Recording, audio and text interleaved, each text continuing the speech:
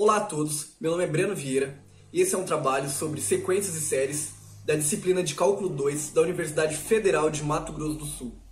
O que são sequências numéricas? Sequência numérica é uma sucessão de infinitos termos numéricos que podem ser representados por uma lei. O número A1 é o primeiro termo, A2 o segundo e por aí em diante. E geralmente AN é o enésimo termo dessa sequência.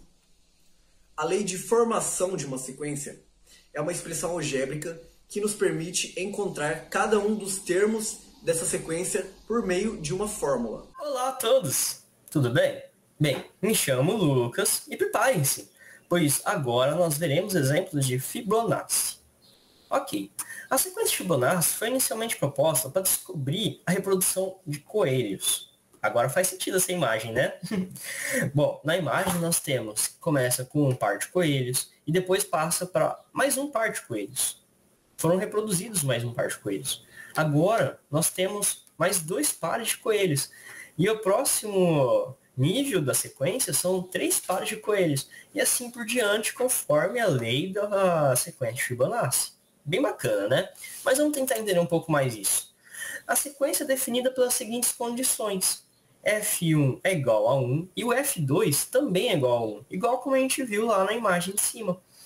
Agora, o Fn ele é definido como Fn menos 1 mais Fn mais 2. Entenderam? Bacana, né? E um fato curioso da sequência é que ela também tem a sua representação numa função mais geral. Mas por que exatamente? Olha, se você fosse pegar as condições que a gente já deu, você tem que saber as duas casas anteriores para você conseguir continuar com a sequência. Já essa função mais geral, não. Essa função mais geral, ela te ajuda a você ir mais direto para o Fn que você está buscando, sem você precisar saber as casas anteriores. Assim a reprodução fica mais simples, basta você apenas substituir o n na função geral por um valor que você chegar no seu resultado. Bem bacana, não é mesmo? Ó, como no exemplo aqui, que eu substituí o Fn por 1 apenas para dizer que essa conta gigante aqui vai dar 1. Para exemplificar um pouco o cálculo, eu fiz o seguinte, eu separei algumas partes e eu declarei o A igual a 1 mais raiz de 5 dividido por 2 e o B como 1 menos raiz de 5 dividido por 2. Percebeu que é um padrãozinho, né? É um padrão isso daqui. Então apenas elevei isso daqui ao meu N, que ainda continua sendo 1, apenas para provar que essa conta gigante vai dar 1.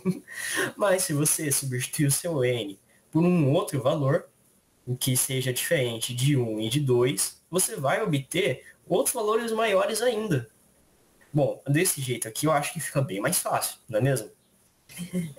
Não parece, mas Fibonacci tem um poder muito, mas muito interessante. Ele pode ser aplicado em diversas áreas, como por exemplo, análise técnica de finanças, contabilidade, mercado financeiro em geral, na ciência da computação, na teoria dos jogos e no design. Sim, designers usam muito a sequência Fibonacci para conseguirem fazer suas artes. É muito bacana isso, não é mesmo? Em diversas outras áreas pode se aplicar o Fibonacci. Bem, vamos ficando por aqui. Espero que nos vejamos em breve e até mais. Tchau! Olá a todos, me chamo Vinícius e nesta parte do vídeo vou falar sobre limite de sequências. Bom, o limite de uma sequência é um dos tópicos mais antigos que existem de análise matemática, né? É o qual a gente formaliza rigorosamente o conceito de sequência convergente. De uma forma intuitiva, supõe-se que se tem uma sequência de pontos em algum tipo de objeto matemático que admite o conceito de vizinhança. Bom, quando saberemos se é convergente ou divergente? Bom, uma sequência convergente quando o limite existe e vale um número, e ela é divergente quando o limite não existe e ele estoura para infinito. Bom, temos uma definição aqui, duas definições para tentarmos entender melhor. Uma sequência tem limite L e a escrevemos da seguinte maneira. Se pudermos tornar os termos tão próximos de L quanto quisermos ao fazer n ser suficientemente grande, se limite de n quando tende a infinito existir, dizemos que a sequência converge, ou que é convergente. Caso contrário, dizemos que a sequência diverge, ou que é divergente. Bom, nessa figura que vai aparecer agora, explica melhor essa definição e mostra o gráfico de duas sequências que têm limite L. Uma versão mais precisa, por assim dizer, dessa primeira definição é a seguinte.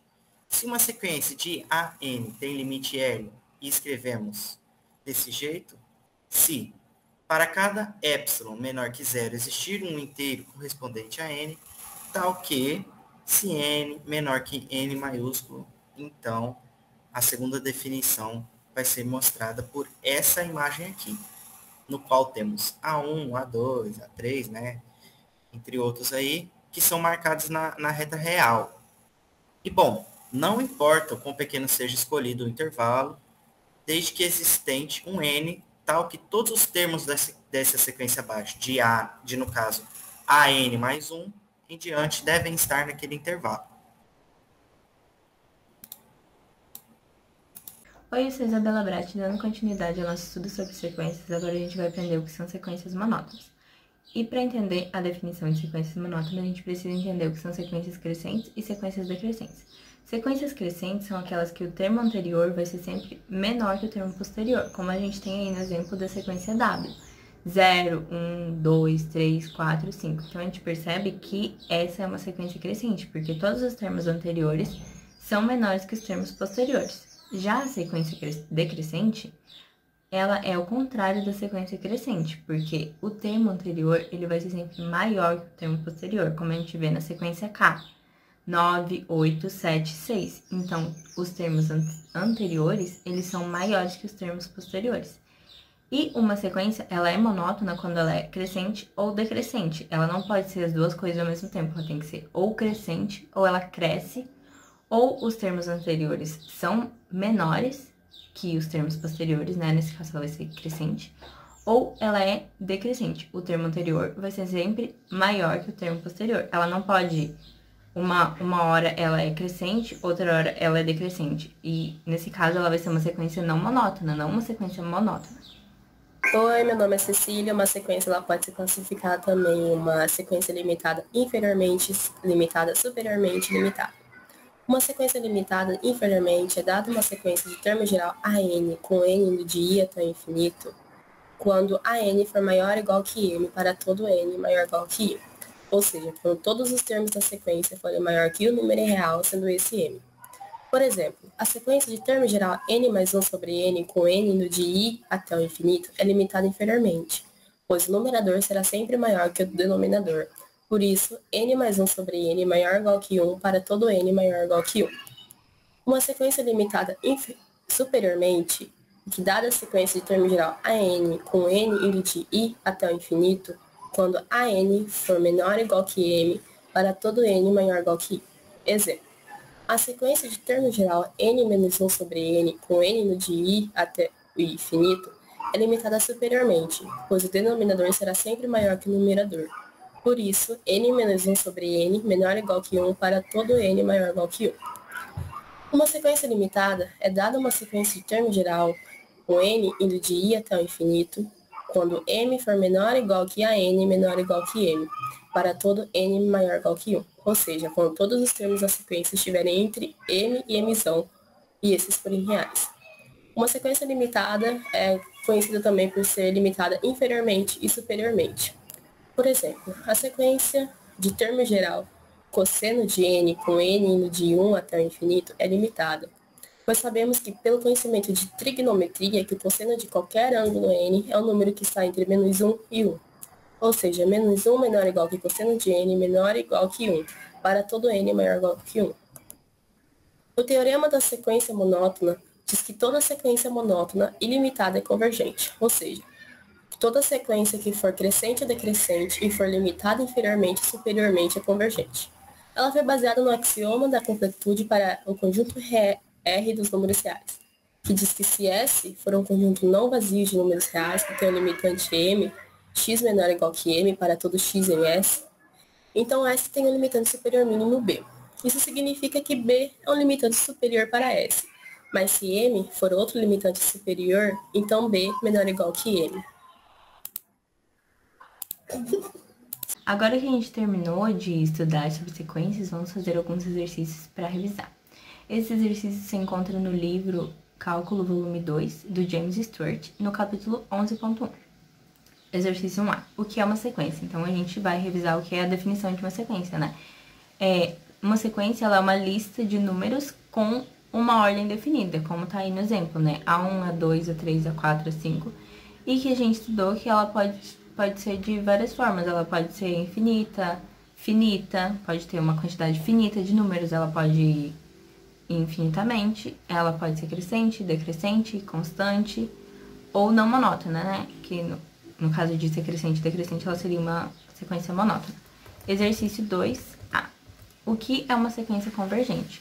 Uma sequência convergente, ela é aquela sequência que, quando a gente põe os valores num gráfico, a gente vê que esses valores eles estão convergindo para algum lugar. E essa sequência convergente, ela vai dar origem a uma função que tem um limite estabelecido, que é o que a gente vê aí no gráfico, nesse gráfico. Que esses valores, eles estão convergindo para algum lugar, eles estão se encaminhando para algum lugar, né? 2B. O que é uma sequência divergente? Uma sequência divergente é quando a gente põe os valores dessa sequência no gráfico, esses valores, eles não convergem para algum lugar, eles não se encaminham para algum lugar, eles estão colocados aleatoriamente e não vai se convergir para lugar nenhum. Então, uma sequência divergente, ela vai dar origem a uma função que não tem limite estabelecido, uma função que o limite não existe. Exercício 3. Liste os primeiros termos da sequência. AN igual a 2n sobre n ao quadrado mais 1. Então, para descobrir os primeiros 5 termos dessa sequência, basta a gente colocar o n na expressão ali. O A1 vai dar 1, A2 vai dar 0,8, A3 vai dar 0,6, A4 vai dar 0,47 aproximadamente, né? Dá uma dízima. A5 dá aproximadamente 0,38 também. Então, os 5 primeiros termos dessa sequência são 1, 0,8, 0,6, 0,47 e 0,38. Agora, a Tássia vai falar sobre séries, que é o próximo assunto que a gente vai ver nesse vídeo. Oi gente, meu nome é Tássia e como vocês acabaram de aprender sequências numéricas, eu vou dar continuidade a esse conteúdo introduzindo séries. A série se define como uma adição dos infinitos termos de uma sequência numérica. Então, se xn é uma sequência numérica, a série associada a ela é x1 mais x2 mais x3 até xn, como vocês podem ver no primeiro exemplo aí no slide. Normalmente, a gente representa essa soma do primeiro exemplo usando o conceito de somatório. Então, a letra grega sigma, ela é denominada, né, o sinal do somatório, e é usado para indicar uma soma de várias parcelas.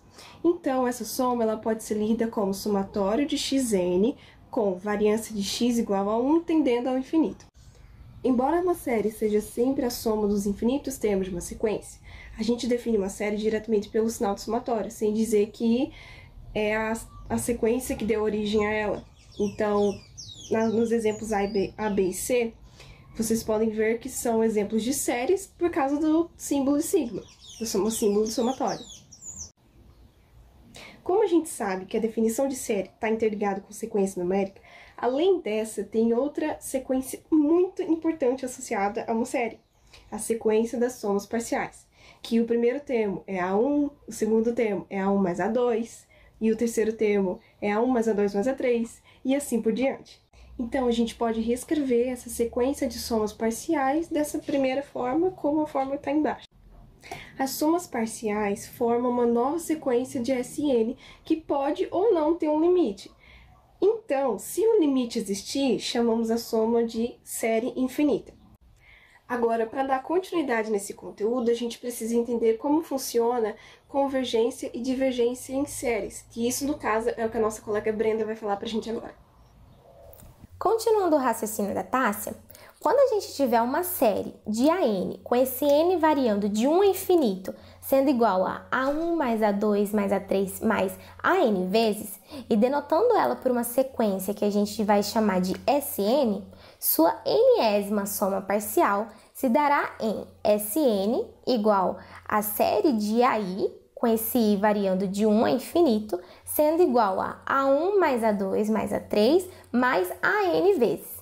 Se essa sequência Sn ela for convergente e o limite se der em limite de S com n tendendo a infinito igual a S e ele existir como um número real, então a série de AN elas também será chamada de convergente e poderá ser escrita como A1 mais A2 mais A3 mais AN vezes igual a S, ou uma série de AN com esse n variando de 1 a infinito sendo igual a S.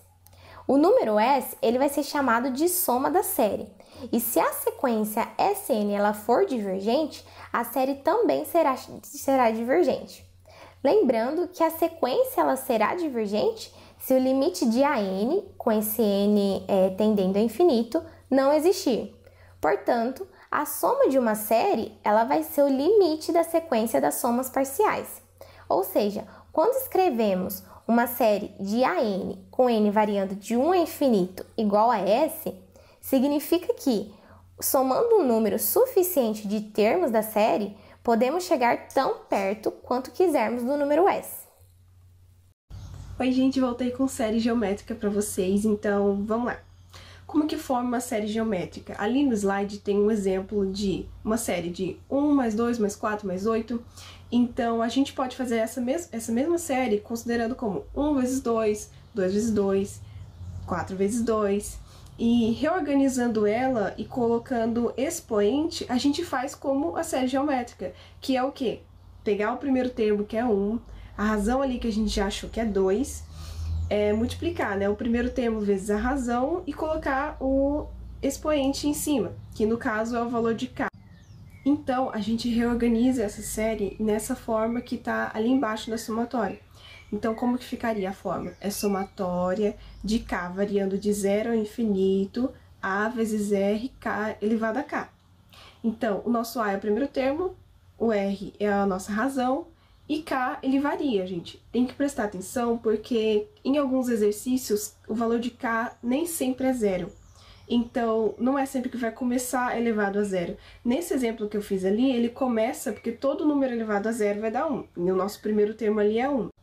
Agora, quando que a série geométrica converge ou diverge? A única coisa que a gente precisa prestar atenção é no módulo da razão. Então, quando o módulo da razão for menor do que 1, a série é convergente. E quando o módulo da razão for maior ou igual a 1, ela é divergente. Então, se converge, a soma da série ela vai ser essa fórmula aí que está embaixo. Como assim se converge? Nós só podemos calcular a soma de séries convergentes, porque se a gente soma uma equação que diverge, o somatório vai ser infinito. Então, vão somar termos cada vez maiores e a gente nunca vai chegar em um valor exato. Por isso, se converge, a soma será A sobre 1 menos R, que é o primeiro termo sobre 1 menos a razão. E eu não sei se vocês estão lembrados, mas a gente viu essa fórmula no ensino médio. Essa daí é a soma infinita de progressão geométrica.